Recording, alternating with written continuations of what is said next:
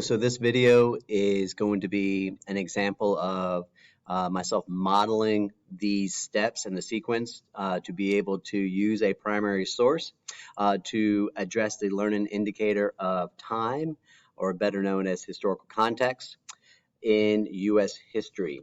Our learning goals. We want to be able to understand the steps in the sequence or the procedures, right, of analyzing a primary source to explain the historical context in which that source was produced. We want to be able to use our case study, specifically pages 1 through 3, to identify other events that occurred at the same time as the primary source. Using steps 1 and 2, we would be able to, or goals 1 and 2, we'd be able to then develop a preliminary understanding of this time period.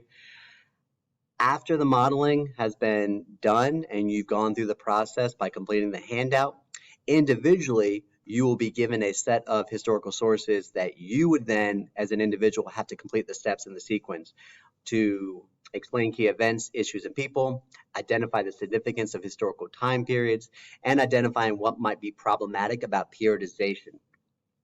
So follow along and complete the handout. If you're watching this and we are no longer dealing with this particular case study, or you're watching this and it's in a location that is different than yours, the purpose of this video will be able to allow you to look at the particular steps and questions that you would need to address to be able to use a primary source to understand the time period in which it was produced. So this is something that you could transfer the steps in the sequence to another situation, another time period that you're studying, or another source that you're using.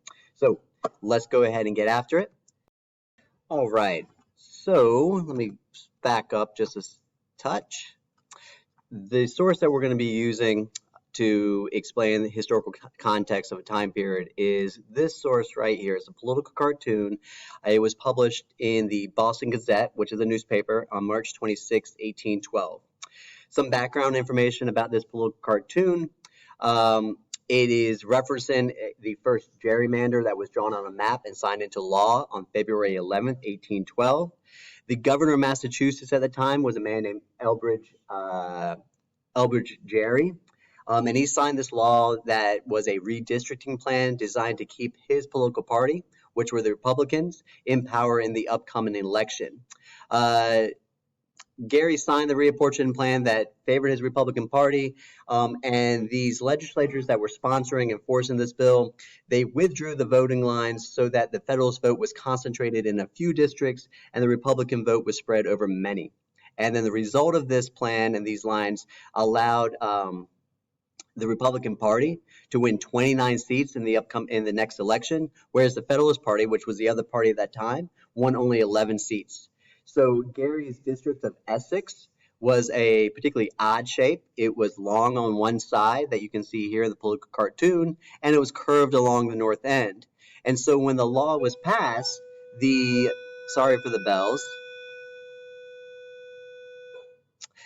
the editor of the Boston Gazette posted the map with the newly drawn districts on his office wall, and he was talking to somebody else, and he compared the shape of Gerry's district to a salamander. And the guy supposedly said salamander, called a gerrymander. So even though the name is Elbridge Gerry, it soon became known as, or pronounced Gerry, as in gerrymander. So, or gerrymandering. So in this political cartoon, the caption, which we'll see here again, it says, "The horrid monster of which this drawing is a correct representation appeared in the county of Essex during the last session of the legislature." So looking at this is the model that we're going to use to explain historical context. I'm minimizing the screen here so you can see some of the questions that I'm posting to the outside. We're going to be using a Jamboard in this video to address some of these questions that we have to answer. And so this link right here will allow you to access this Jamboard. All right, so going through these steps that I have on the wings of this slide deck. The first step that we want to take is to examine the source. What kind of source is it and what is its content? So if we're looking at this here, the type of source, and I think we can use sticky notes for this, it's a political cartoon. All right, we'll just put that up here. So this is the type. Okay. All right. And let's see the content. So when you're looking at the content of the source, and I'm asking the question, what is its content? What does that mean? So a couple of things here. We just want to closely examine any images, any symbols, or any details, and just start to pick up what you notice from the cartoon or from the source. If there are images, like in this case, what do you think the images are trying to convey? If there's any key details, you're looking for names, dates, or locations. And then we're just trying to look at and gather some preliminary understanding about the main message or the purpose. Is it trying to inform, persuade, record, or express something? So let's look at this source here. I think I see a couple of things. I see some key details here. I see the location and I see a date. So I'm going to do this, the content of the source. It's the date there is 1812, and we're looking at Essex County. All right, that's the location. So some key details there. All right. And just in case you don't know, right there, the Essex South District in January of 1812. Some images that we're seeing are some symbols. This is some sort of monster or beast here. So I'm going to, and that's supposed to be the voting district. So I'm going to say some other images or symbols for the content. All right, for the content. All right, we're looking at the reimagining,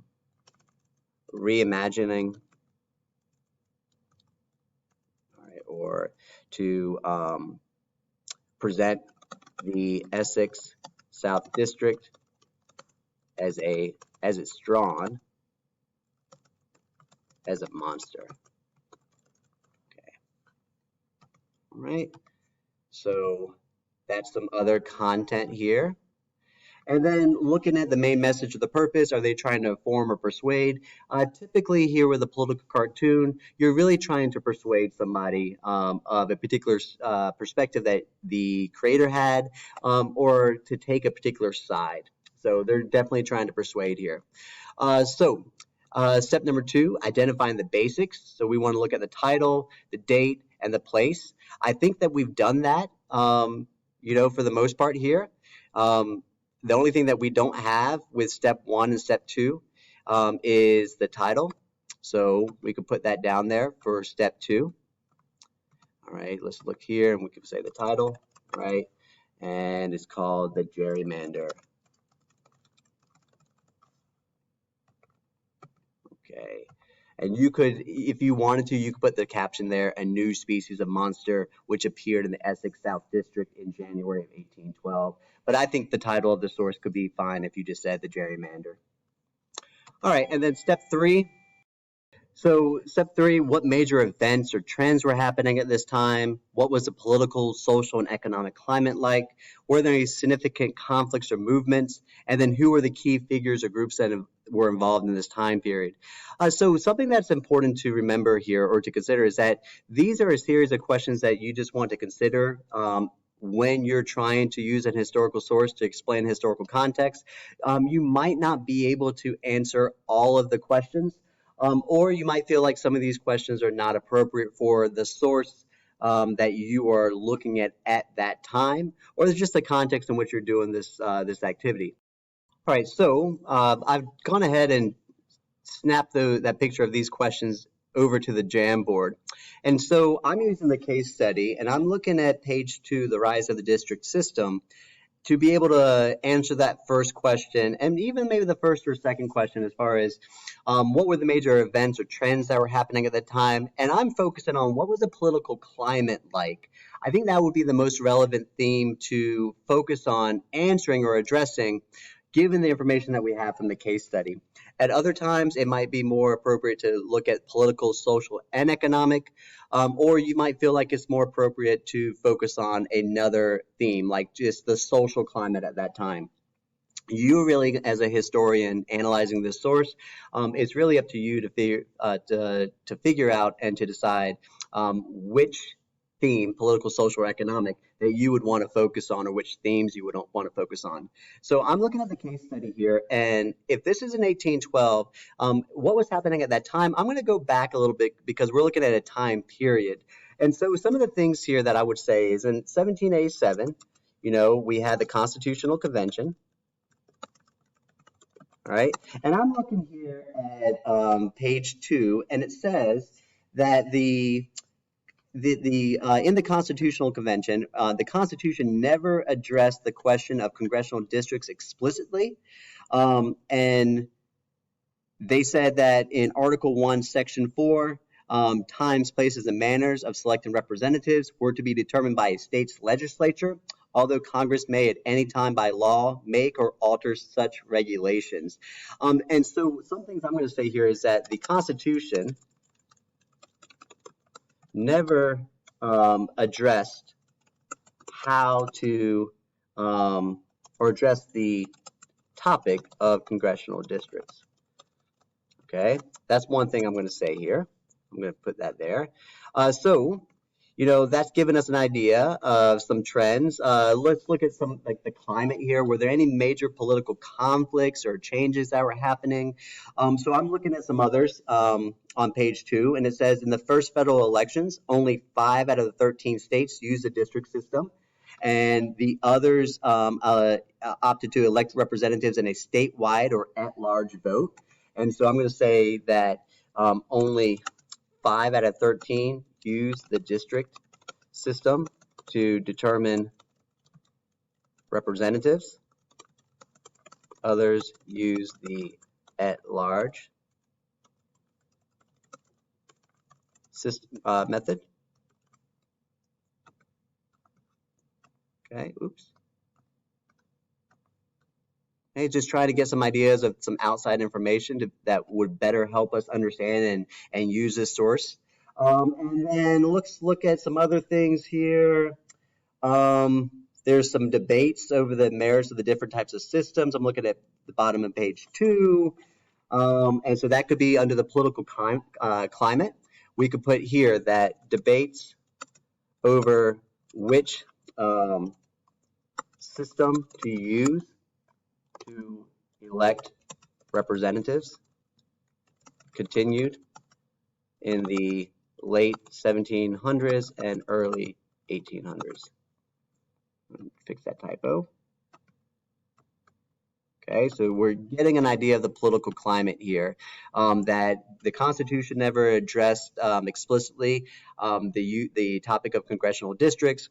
And so in the first part of our country's history and during the time period in which this cartoon was produced, people or states were really split on how to elect or determine representatives. Do you use a district system where you're drawing district lines and splitting up the state, or are you using an at-large method where the state as a whole determines the representatives for themselves?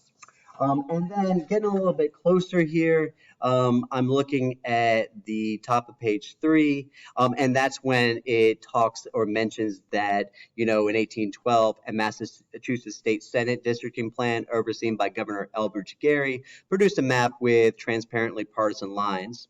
And so I'm going to say that it is in this political climate that the cartoon was produced in 1812. All right, so we've gone through the first 3 steps. I'm going to stop the video here, and we'll pick up in video with video number 2. And in video number 2, we will look at the next steps, which look at the author's perspective and intended audience, looking for some connections between the source and the broader historical context. Does the source reflect or respond to any of the events or issues at that time? And then the last couple here, looking at the use of language and symbols, drawing conclusions, and providing evidence.